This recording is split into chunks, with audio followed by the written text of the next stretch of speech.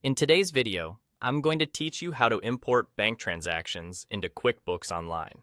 If you're getting set up or catching up your books, importing transactions is the quickest way to bring your banking activity into one place so you can keep everything accurate and up to date. Start by opening QuickBooks Online and clicking on Transactions on the left panel. This page shows your banking area, and it's where you'll manage everything you bring in. From here, you have two options. You can connect QuickBooks directly to your bank, or you can manually download your bank transactions and import them yourself. If you want to connect to your bank, click on Link Account. You'll see a list of banks you can connect to. Choose your bank, then follow the prompts to authorize the connection. This is a secure, read-only link that lets QuickBooks pull in your recent transactions automatically. Depending on your bank, the first sync may take a moment, and the number of days it brings in can vary.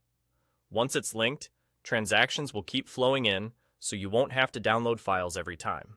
If you prefer to upload manually, start by downloading your bank transactions from your online banking portal to a CSV or Excel file.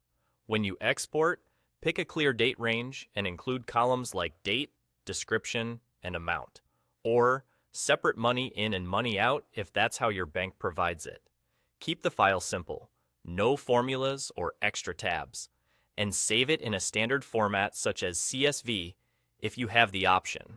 Back in QuickBooks, click on Import or Upload from File. A window will open where you can drag and drop your file from your device, then upload it. QuickBooks will guide you through a quick review to make sure everything lines up. You'll be asked to match the columns in your file to the fields in QuickBooks, things like date, description, and amount. If your file has separate columns for money coming in and going out, choose the appropriate mapping so totals are correct. Take a moment here to confirm that dates look right, amounts aren't flipped between positive and negative, and you're importing into the correct bank account in QuickBooks. This quick check helps prevent duplicates and keeps your records clean. And that's all. Whether you connect your bank or upload a file, once the data is in and the fields are matched, you're ready to move forward with your bookkeeping. Thanks for watching, and I'll see you in the next video.